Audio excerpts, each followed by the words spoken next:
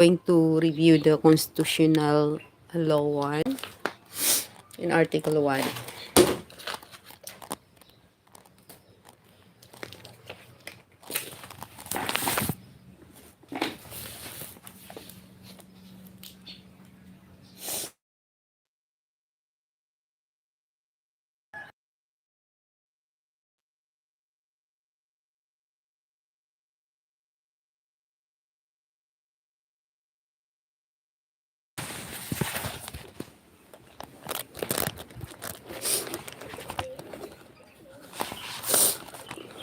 Okay, in Article 1, the national territory. The national territory comprises the Philippine archipelago with all the islands and water embraced therein, and all other territories over which the Philippines has sovereignty or jurisdiction, consisting of its terrestrial, fluvial, and aerial domains, including its territorial sea, the seabed, the subsoil, the insular shelves, and other submarine areas. The waters around, between, and connecting the islands of the archipelago, regardless of their breadth and dimension, form part of the internal waters of the Philippines. Okay. Again, the national territory comprises the Philippine archipelago with all the islands and water embraced therein, and all other territories over which the Philippines has sovereignty or jurisdiction, consisting of its terrestrial, fluvial, and aerial domains, including its terrestrial, including its asan to? Including its territorial sea, the seabed, the subsoil, the insular shelves, and other submarine areas. The waters around, between, and connecting the islands of the archipelago, regardless of their breadth and dimension, form of the internal waters of the Philippines. Again, the national territory comprises the Philippines archipelago with all the islands and waters embraced therein, and all other territories over which the Philippines has sovereignty or jurisdiction, consisting of its terrestrial, fluvial, and aerial domain, including its territorial sea, the seabed, the subsoil, the insular shelves, and other submarine areas. The waters around, between, and connecting the islands of the archipelago, regardless of their breadth and dimensions, form part of the internal waters of the Philippines. On premises occupied by foreign embassies, the premises occupied by the United States Embassy do not constitute territory of the United States, but of the Philippines. Crimes committed within them are subject to the territorial jurisdiction of the Philippines. Since William has no diplomatic immunity, the Philippines can prosecute him if it acquires custody over him. Foreign embassies retain their status as native soil. They are still subject to Philippine authority. Its jurisdiction may be diminished, but it does not disappear.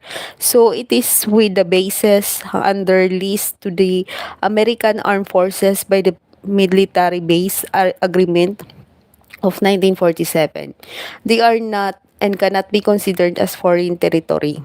Also, if attached commits an offense within the presence of an embassy, his immunity from prosecution is not because he has not violated the local law, but rather because the individual is exempted from prosecution.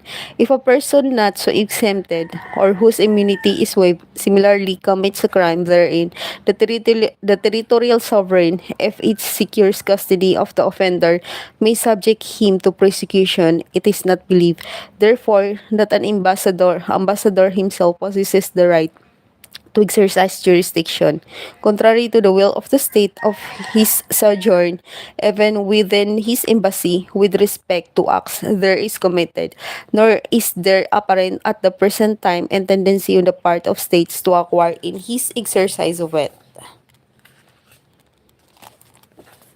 The Archipelago Doctrine. The concepts. This provision talks about the Archipelago Doctrine. It is a principle where appropriate points are set along the coasts of the archipelago, including the outermost islands, and then connect those points with street baselines. All waters within the baselines are considered internal waters of the archipelago state. The archipelago doctrine emphasizes the unity of land in waters by defining an archipelago either as a group of islands surrounded by waters or a body of water studded with islands. For this purpose, it requires the baselines to be drawn by connecting the appropriate points of the outermost islands to encircle the islands within the archipelago. The waters on the landward side of the baseline, regardless of breadth or dimensions, are merely internal waters. The archipelagic doctrine is reflected in 1987 Constitution Article Section 1, 1 Section 1. It provides that the national territory of the Philippines include the Philippine archipelago with all the islands and waters embraced therein and the waters around, between and connecting the islands of the archipelago, regardless of their breadth and dimensions, form part of the internal waters of the Philippines. To the enclosed, the April 1382. Enclosed, UN Convention of the Sea, April 30, 1982, which was ratified by the Philippines in August 1980, which was ratified by the August 1983, provides a contiguous zone of 12 of 200 miles. Although the contiguous zone and most of the exclusive economic zone are not technically part of the territory of the state, nonetheless, the coastal state enjoys preferential rights over the marine resources found within these zones. UN clause is not means of acquiring or losing territory. Under traditional international law, state acquires or conversely lose territory through occupation, accretion, cessation, and prescription, not by executing multilateral treaties on the regulations of TUs to comply with the list terms to delimit maritime zones and continental shelves. Territorial claims to the water supervision to the water supervision to the seabed and the seabed and subsoil, and with regard to other activities for the economic exploitation and exploration of the zone. The territorial sea versus internal waters. Territorial sea is an adjacent belt of sea with a breadth of 12 nautical miles, measured from the baselines of a state and over which the state has sovereignty. In Articles 2 and 3 of the Convention of the Law of the Sea, ship states enjoy the right of innocent passage through the territorial sea.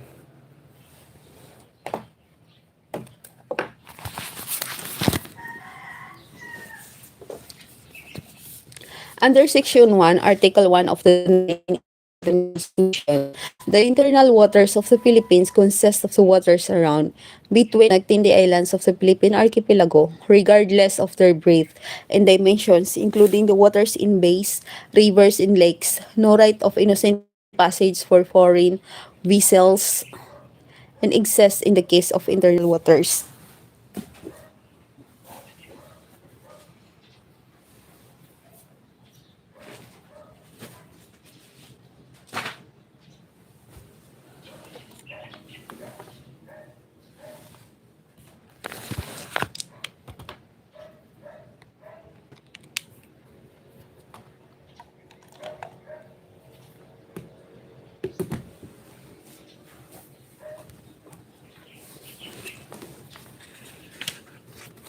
The internal waters are the waters on the land. The internal waters are the waters of the landward side of baselines from which the breadth of the territorial sea is calculated. The rights of the coastal state. The President cannot authorize the Bureau of Fisheries to enter into a memorandum of agreement allowing Thai fishermen to fish within the exclusive economic zone of the Philippines because the Constitution reserves to the Filipino citizens the use and enjoyment of the exclusive economic zone of the Philippines. And Section 2, Article 12 of Constitution provides that the state shall protect the nation's maritime part in its archipelagic waters, territorial sea, and exclusive economic zone, and reserve its use and enjoyment to Filipino citizens. And Section 7, Article 13 of Constitution provides that the state shall protect the rights of subsistence fishermen, especially of local communities, to the preferential use of the communal marine and fishing resources, both inland and offshore. It shall provide support to such fishermen through appropriate technology and research, adequate financial research to such fishermen through appropriate technology in research, adequate financial, production, and marketing assistance, and other services that the state shall also protect to develop and conserve such resources. The protection shall extend to offshore fishing grounds of subsistence fishermen against foreign intrusion. Fish workers shall receive a just share from their labor in the utilization of marine and fishing resources. The Jura Regalia Doctrine, the history and principle. The Philippines Jura Regalia Doctrine. History and principle.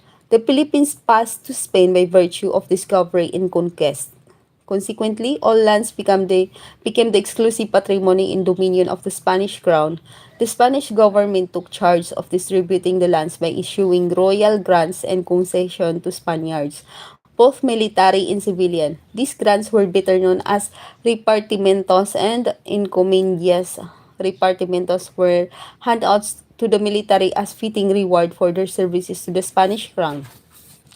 The encomiendas given to Spaniards to administer and develop with the right to receive and enjoy for themselves the tributes of the natives assigned to them. The private land titles could only be acquired from the government either by purchase or by the various modes of land grant from the crown. When Spain acquired sovereignty over the Philippines by virtue of its discovery, occupation thereof the 16th century, and the Treaty of Tordesillas of 1494, which it entered into the Portugal, under the Treaty of Tordesillas, the world was divided between Spain and Portugal, with a former having exclusive power to claim all lands and territories west of Atlantic Ocean demarcation line.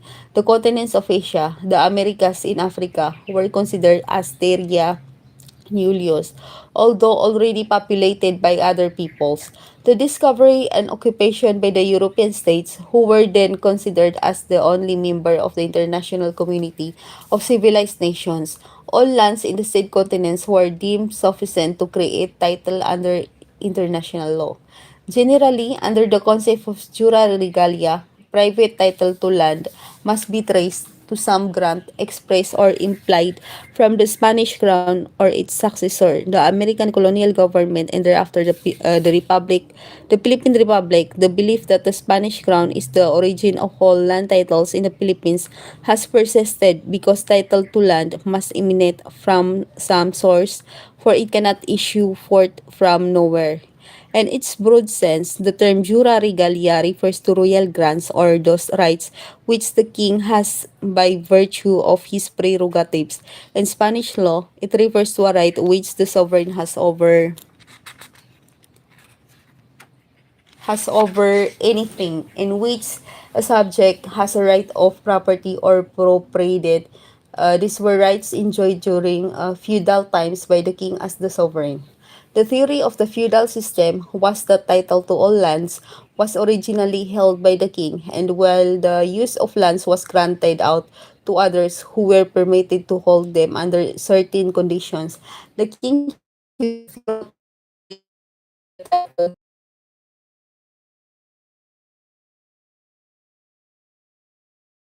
and from him all lands were held. The theory of jura regalia was therefore nothing more than a natural fruit of conquest.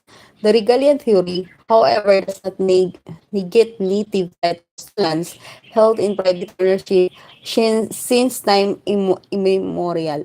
The court said that presumption is and ought to be taken against the government in a case like the present It might perhaps be proper and sufficient to say that when, as far as testimony or memory goes, the land has been held by individuals under a claim of private ownership, it will be presumed to have been held in the same way from before the Spanish conquest and never to have been public land. This ruling institutionalized and recognized of the existence of native title to land or ownership of land by Filipinos by virtue of possession under a claim of ownership since time immemorial and independent of any grant from the Spanish crown as an exception to the theory of Chura Regalia.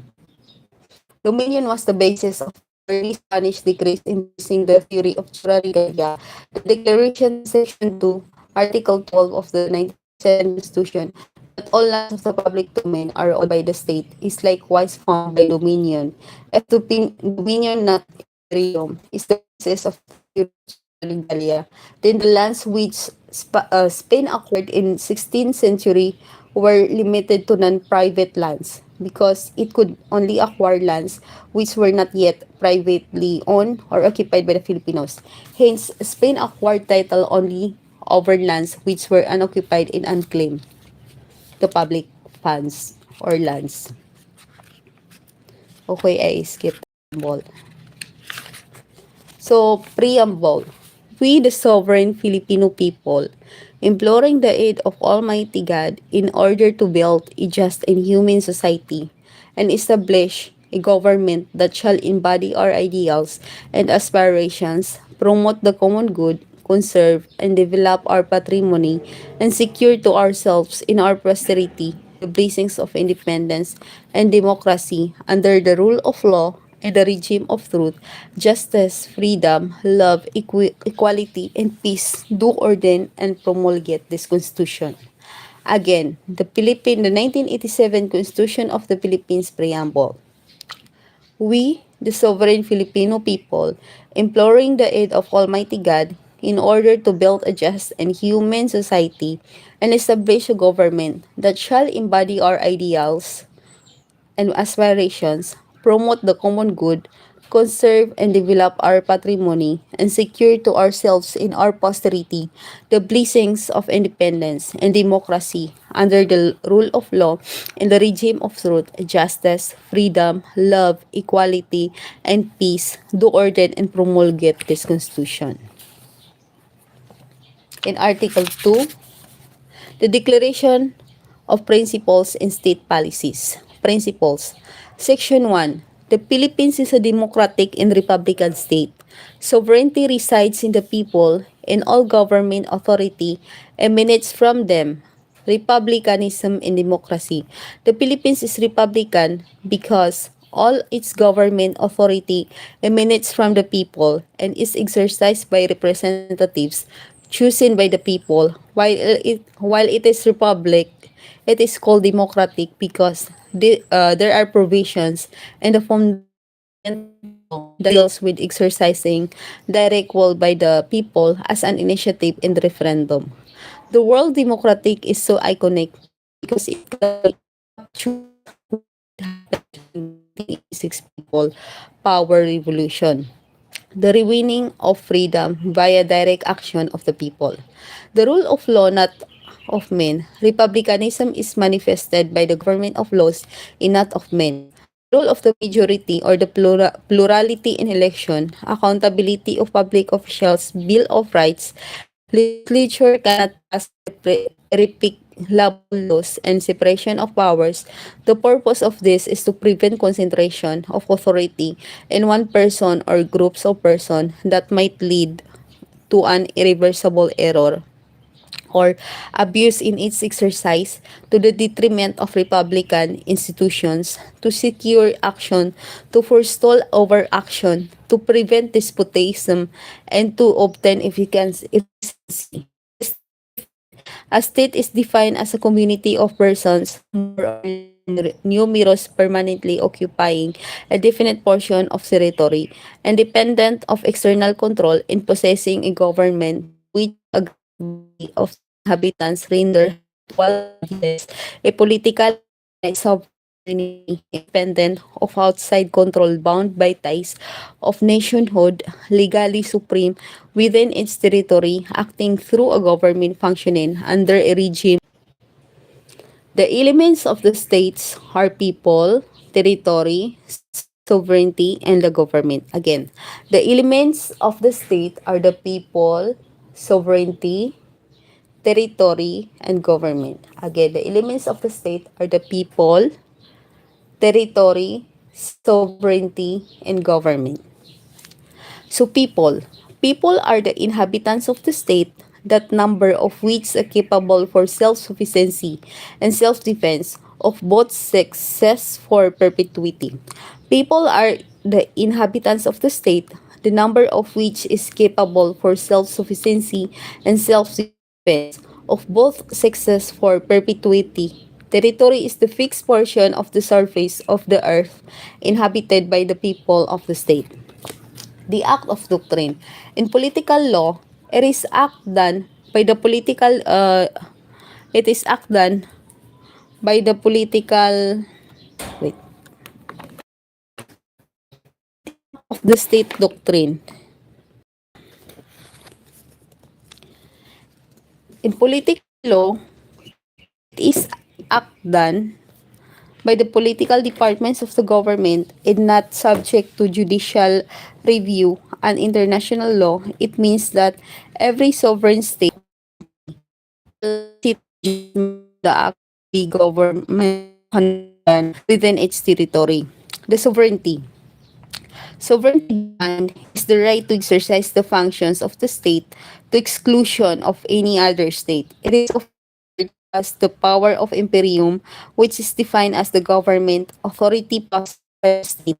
On the other hand, dominion or dominion is the capacity of the to own or acquire property, such as lands and natural resources. Legal versus political sovereignty. Sovereignty has two kinds, legal and political. The former is the supreme power to affect legal interests, either by legislative, executive, or agency. Is the sum total of all interests in state, legal and non-illegal, which determine the course of law. The imperium versus dominion. Sovereignty is the right to exercise the function of the state to exclusion.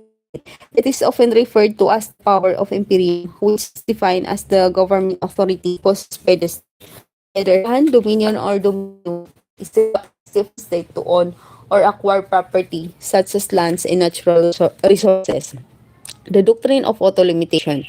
While sovereignty has traditionally been deemed absolute and all-encompassing on the domestic level, it is, however, subject to restrictions and limitations voluntarily agreed to by the Philippines expressions imposed by the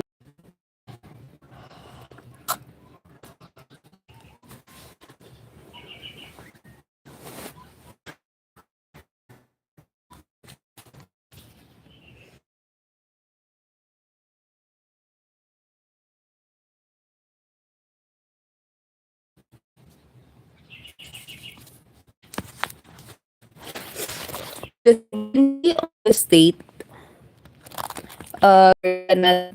cannot in fact in reality certain restriction enter into the picture. Number one, limitation imposed by the very nature of membership in the family of nations. Number two, limitations imposed by treaty stipulations. The principle of non-intervention. The United Nations has repeatedly clarified that states are strictly prohibited from intervening in the domestic affairs of other states, most famously in Article 2.4 of the UN Charter, which prohibits threat or use or force against the territorial integrity of political independence of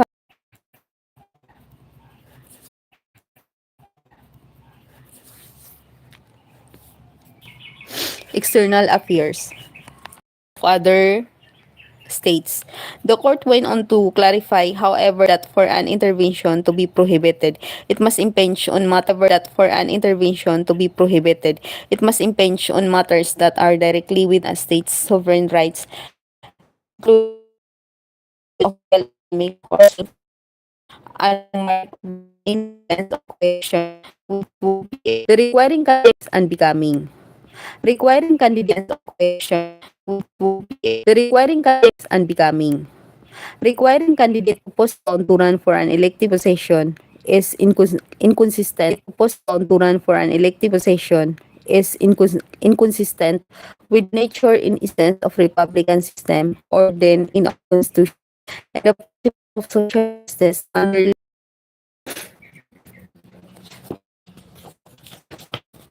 the government as the possessor power to rule. Government is the which rule as a society is by which an independent society makes and carries out those rules of action which are necessary to enable the people to live in a social state. These rules are imposed upon the people by the possessor of that power to rule.